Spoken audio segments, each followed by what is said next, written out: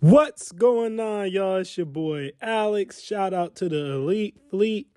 Make sure you like and subscribe so you can become a member of the Elite Fleet. And we got to talk about modern women and their struggles with this layoff season. And, listen, there's been a lot of people, a lot of men, especially dudes in the manosphere, making fun of women for getting laid off. And we're not going to do that over here. Okay, we might crack a few jokes. But in all seriousness, we're not going to do that over here because people have families, and people not being able to provide for their family or possibly becoming homeless or, these aren't good things. So we're not going to make fun of this. But what we are going to do is we're going to teach a lesson. So tune in and pay attention because those of you who don't know, I do work as a financial consultant. I have a degree in accounting. So math is what I do. Budgeting is what I do. And we're going to drop some gems here. So if you're a woman and you're watching this video, it's going to be a lot of gems in this video for you. All right. If you're a man and you're watching this video, it's going to be a lot of gems in this video for you too, because all these layoffs are not women. Some of these people getting laid off are men. All right, so it's going to be a lot of gems in here for y'all too, and we're going to have some fun with it as well. We're going to do a reaction to a few of the women responding to them being laid off. So with that said, let's get straight into it. So what I want you guys to see right now that I have here is from Roach Dector, and it's basically talking about the layoff announcements. Now, these layoff announcements are from 2022, all right, 2022 to 2023. So keep in mind, the whole idea of this is what is it going to look like in 2024? They don't have the actual numbers, all right? Because this is not new, guys. It's layoff season. It's the beginning of a new financial year, and companies start cutting down on a lot of positions they don't need. Most of these positions are going to be administrative positions like secretary, office manager, administrative operator, stuff like that. Things that they can get automated or maybe they can add it to someone else's job title. They start downsizing. All right. Sometimes because the company ended in the red last year and they got to make sure they get back to a positive. Sometimes just because, the CEOs want to line their pockets with more money and they're being selfish. But either way, layoff season is not new. So they're predicting it's going to be worse this year. But these are the stats from 2022. All right. Quick recap. PayPal cuts 9% of their workforce. UPS cut 12,000 roles. All right. Microsoft cuts 1,900 roles. Twitch cuts 35% of the workforce. Unity Software, 25%. Brex, 20%. Discord, 17%. Wayfield, 13%. Riot Games, 11%. Duolingo, 10%. Rent the Runway, 10%. eBay, 9%. BlackRock, 3%. Citigroup cuts 20,000 roles, and Google Plus cuts 1,000. All right? Now, some of these, the ones that say today, are actually from 2024. The rest of them are from 2022. But the point is, this is what layoff season looks like. And the reason we're saying that it's kicking modern women's ass is because, again, most of these are administrative positions. All right? And most administrative positions are typically feminine dominated. This is why when I talk to you guys all the time, I tell you, yes, get your degree or get a trade, right? Or start a business. But I prefer you get a degree or a trade first because it's going to take a while for your business to get off the ground. Got to be able to take care of yourself in the meantime. But you have to pay attention to what you're getting your trade or your degree in. Is your degree in the STEM field, science, technology, engineering, and math? Or are you going to med school? Are you going to law school? These are all things that are going to pay off. Are you taking up data? Anything in data? Because a lot of these administrative jobs, guys, that are getting cut, they're getting cut because they're getting automated by computers and software. They're going to need people to fix this software. They're going to need people to write this software. If you're in data or technology, you're winning right now. If you're in science, you'll always be winning. Math, you'll always be winning. Engineering, you'll always be winning. All right, you can go into the school of business, but please do not take entrepreneurship. All right, you want to be an entrepreneur, just do it. But if you're going to go in school of business, finance is always good. These are what we call recession-proof jobs, though, is my point, guys. So no matter what happens, no matter how technology advances, these fields will always be there. So that's where you should be looking to get your degree or trade, all right? Now, with that being said, we're going to react to the first video of a woman who found out she was laid off, and we're going to see what we can learn from this very first video. So let's get straight into it. I busted my ass and I was just laid off. These companies do not care about us.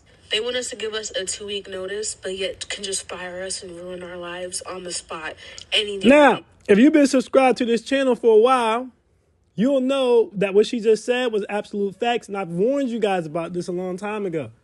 I said, there's no such thing as job security unless you own the job. And even when you own your own business, I still would say, unless you own multiple businesses, you should not feel secure. This is a gym. I want y'all to pay attention to what I'm about to say to you. Always have more than one stream of income. Let it breathe, run it back. Always have more than one stream of income. I don't believe in having one stream of income. I own a video production company. I do financial consulting. All right. I still have a Lyft and an Uber as options. Sometimes I use those to make extra money. Okay. I'm making money on YouTube now. But my point is, I have all these different streams of income. That way, if one of them goes away, I'm Gucci.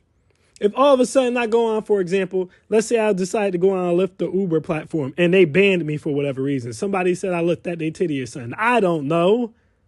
But the point is they banned me. Guess what? I still have my video production company that I get residuals for all those films that I have out, right? And people can still book me to film events. I still get my money from my financial consulting. I still get my money from my YouTube. So I'm okay. I can still pay bills. I can still function. You understand? If I was to lose all my clients or not be able to acquire more clients, that's okay. I'll just have to amp up my financial consulting, or I have to amp up my video production. I have to put out more videos. But my point is, no one thing can sink me. Guys, try not to put yourself in a position where one thing can sink you. Jobs wants you to be all in. We'll give you $150,000, but we want you to be all in, as in we're going to take all of your time so that you're dedicated to us. Sounds good on paper, but if that job decides to lay you off, you're going to be asked out. And chances are, because most Americans live outside their means, understand, guys, most people don't get six figures and live like they still make 50,000. They're going to live like they make six figures, which means paycheck to paycheck.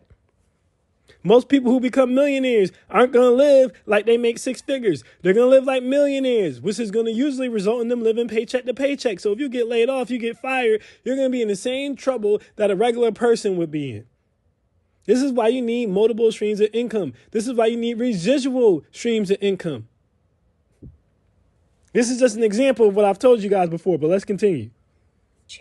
I have a 2-year-old son, no savings, which is my fault, and it doesn't fucking matter. No savings. Now, I want y'all to pay attention to something else.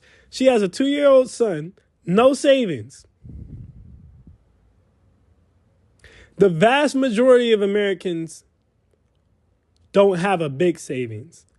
But women very rarely to never have a savings. I told you guys a long time ago, and I was not being sexist. I was not trying to be funny. I was just keeping it real, especially with the fellas, because as a man, you got to know what your role is going to be in a relationship. And the person who's going to have to control the money, save the money, invest the money is going to have to be you as a man, because women do not save. They do not invest. That's not sexism. That's facts. Look it up. They don't.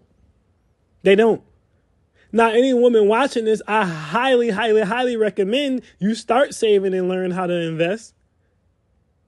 But fellas, you should expect that she's not going to know how to do that. You're going to have to do that. 9 out of 10 times, if someone passes away in a family and a big lump sum of money is left behind, it's left behind by the man. If there's a will, the man probably wrote his will. So you're going to have to be on top of that as a man. Like when I first said that, there were some people, you're being sexist, Alice.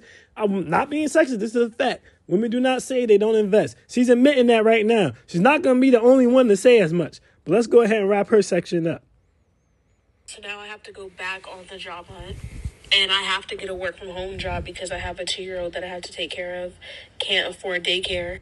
Rent is $2,500 where I live.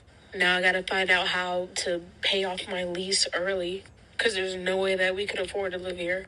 I don't even have a computer. They just locked me out of my computer. You know, I really thought... Guys, again, always have more than one.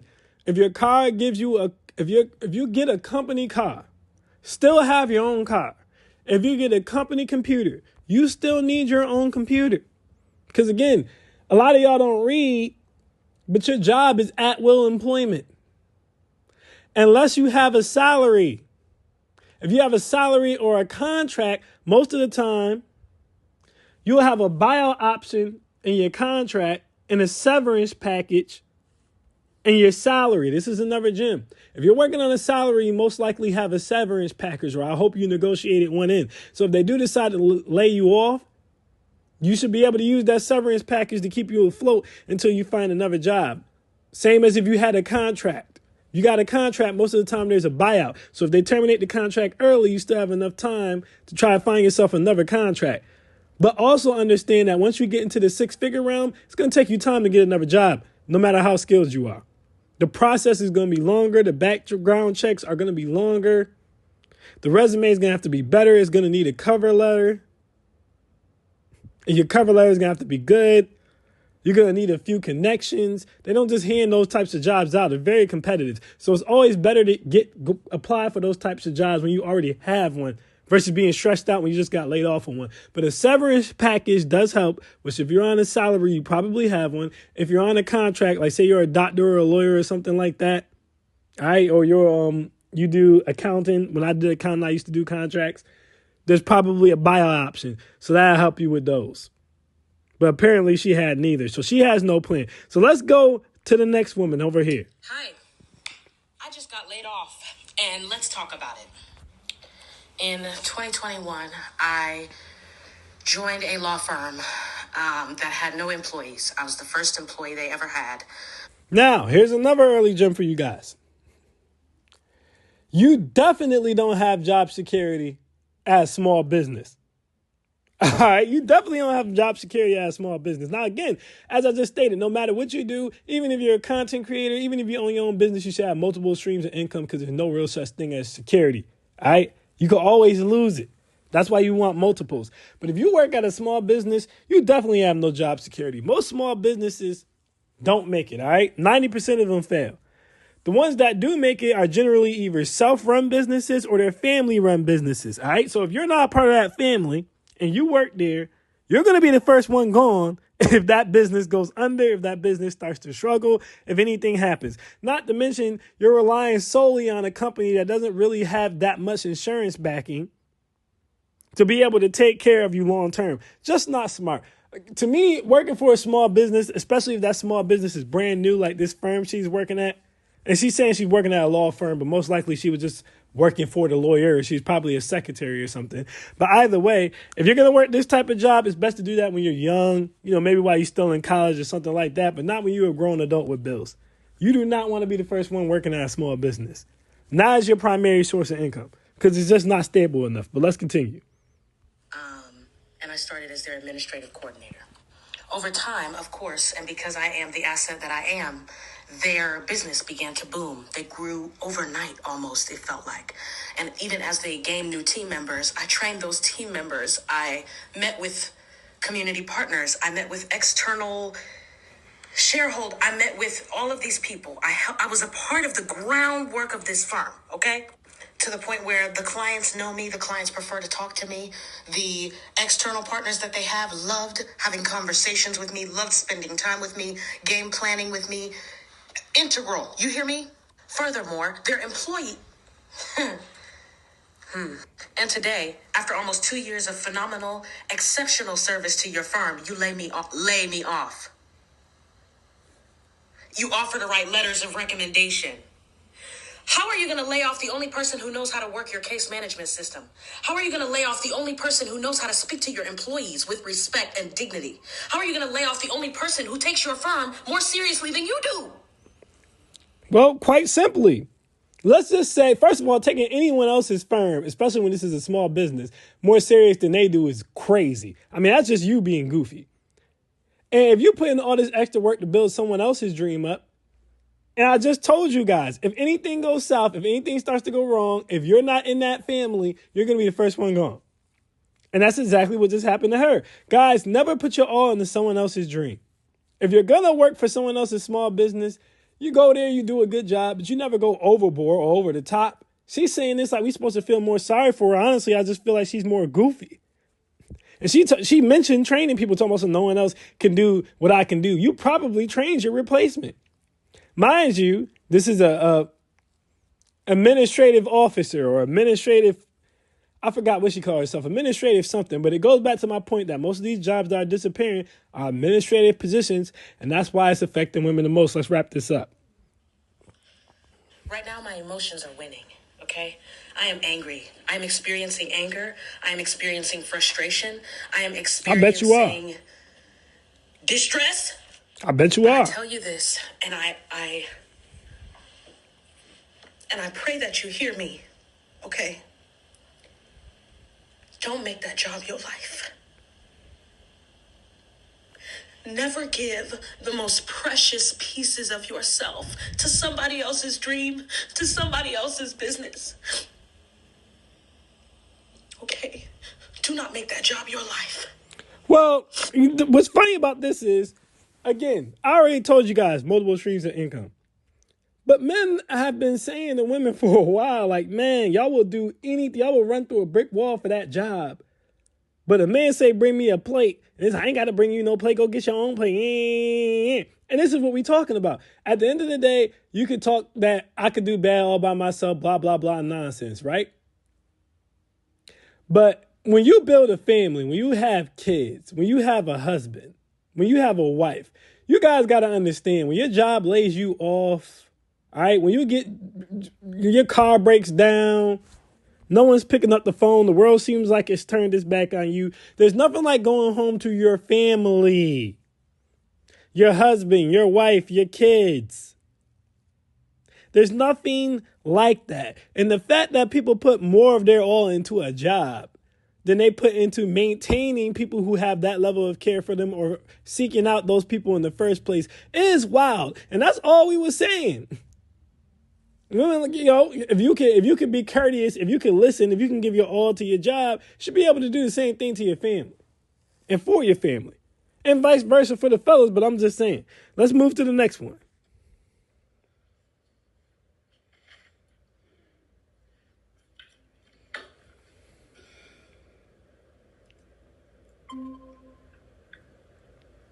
Hey, Brittany. Hi. Yes, Now, I'm so sorry. She's about to do something I usually don't recommend that you do, which is go back and forth with her HR department. But let's check it out. My name's Rosie. I'm just joining the call. Nice to meet you. I'm on the HR team. Mm-hmm. Hi, Brittany. Hi. Thanks for meeting with me and Rosie. We have an important meeting today. We finished our evaluations of 2023 performance. This is where you have not met Cloudflare expectations for performance. We've decided to part ways with you. Yeah, I'm going to stop right there. Sure. No, see, look, right here. She said, I'm going to stop you right there. She said she wanted to stand up for herself because what else does she have to lose? Well, a recommendation, the opportunity to work with the company again. Because just in case you guys don't know, when a company lays you off, they have a button they can click, which essentially says rehireable or non-rehireable based upon how they feel about you. After she does what she's about to do, you can pretty much assure they're going to click not rehireable. Now, it won't affect their going to the next job because here's another gem. The best gems come for those who stay till the end. I repeat, the best gems come for those who stay till the end. A job that has laid you off or fired you cannot tell another job why they did it. Basically, that you don't even work there anymore. They really can't. They can't say how you were left. All they can say is that you worked there and that you don't work there anymore. They can't say why you were let go. And that's what you have to lose. But let's continue. So I started August 25th. I've been on a 3-month ramp. And then it was 3 weeks of December. And then a week of Christmas. And then here we are. I have had the highest activity amongst my team. Since I've started, I have had 3 contracts out, done a really great job managing my deals up until the very end that decided not to close last minute. All right, so essentially what she's doing right now is explaining how she's not a loser, even though she is a loser. Because at the end of the day, if you read between the lines what she just said, okay, yeah, I had 3 clients, but I didn't close any of them because they dropped out at the last minute. I was doing a good job until the end. Well, guess what? Baby, if you was winning all 3 quarters and you mess up in the 4th, ask the Detroit Lions how that turned out. You got to keep playing till the whistle blows, which you didn't do, which is why you're getting laid off. But what she's going to do is continue to make excuses for why she got laid off. So let's move forward. I don't think that makes a lot of sense for me in my Cloudflare journey here so far. Also, every single one-on-one I've had with my manager, every conversation I've had with him, he has been giving me nothing but I am doing a great job. I have had great activity. I also want to say, guys, imagine you're another firm that she's applying for, and you look up this girl online and you see her doing this, broadcasting this private conversation to the entire world on the internet because she got laid off after admitting that she didn't close any deals. Would you hire her? If you're thinking to yourself, no, that's exactly what she has to lose. Talking about what I got to lose. Picking up the products very quickly, and things have been going really, really well. I make really great relationships with my clients. But you don't make money. So I disagree that my performance hasn't been, I haven't met performance expectations. Now, I just want you guys to understand what she said. She basically said, I've been really nice. I'm enjoying my time here. People like me. All emotional shit. So I don't understand how I haven't lived up to my performance. How do you not understand how you haven't lived up to your performance when you literally just said that you haven't closed any deals? You be doing good until the end and the clients walk out on you at the last minute. So you made them no money. They don't give a damn that your coworkers like you. This isn't a popularity contest. What are you talking about? She's speaking pure emotions. Pure emotions. And she's broadcasting this as if it makes sense. I feel like I have to defend myself. Why? You did a crappy job. They let you go. Hey, can you give me a letter of recommendation based upon me being a nice person? They probably would have did that. They're not going to do it now. I certainly have, just because I haven't closed anything officially. I hear you. Also, why are you doing this and not my manager? We've never Jesus met, Christ. So Jesus Christ. My man said, I hear you. And then she starts talking again before he even gets a goddamn chance to say anything. This is why your ass getting laid off. I also want you guys to understand. She's talking about why am I talking to you and not my manager? How come my manager hasn't said anything? Guys, number one, once it gets to HR, you're cooked. It's a wrap. You're done. Your ass is fired. All right? They done already cut off your email. They done already turned off your work phone. They done already cut access to your laptop like the other girl found out. You're cooked. It's a wrap. There is no point in going back and forth with HR. All you can do is waste your time, waste your energy, and dig a deeper hole. There is no point. Let it go. LIG. If you're so smart and talented, woman, just move on. But she's talking about, so how come you haven't talked to my manager? The manager is the one who fired you, goofy. HR is the lesion because if your manager came up to fire you, look how you're talking to HR and you don't even know who these people are. They're just trying to deliver the message to you, right? Which is literally their job. You're talking about how come my manager didn't say it. Can y'all imagine how she would be talking to her manager? Look how she's acting with them. She won't even let them get word out. Imagine what she would say to her manager. My manager has no idea that this has been happening, and the director has no idea that this has been happening. She really believes that. Definitely confused, and I would love an explanation that makes sense. I could give her an explanation that makes sense. You ain't make no sales. Sorry, Karen. You didn't make any sales. What are you talking about? Explanation that makes sense. You didn't make any sales. You explained it yourself. Real quick, let me carve out the 2 threads.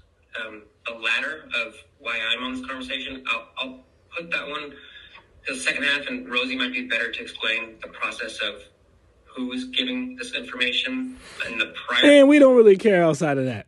All right, all they're going to do is basically politely tell her, well, your ass is laid off no matter what you say. Let's go over to the last video because there's one more gem I want to drop before we get out of here. Let's roll over to the last video. Today, we are making the unfortunate and difficult decision to reduce the size of Discord's workforce by 17%. This means we are saying goodbye to 170 of our talented colleagues. By 10:30 a.m. Pacific time, everyone will receive an email. In your email, you will learn whether or not your employment has been impacted by this reduction in force. I find out if I'm laid off in 20 minutes. Breakup text through email. Yeah, I got the email. Holy shit. Understand that too, guys. She got a point. A breakup text through email. You ain't going to get no 2-week notice. You ain't going to get no warning. A job's just going to up and decide, we want to get rid of you. And again, if you're not on a salary or a contract, it's at will employment. They don't really have to give you a reason. Always be prepared for that, guys. Dude, I am laid off. Fuck! Oh my god! Oh, wow. Fuck!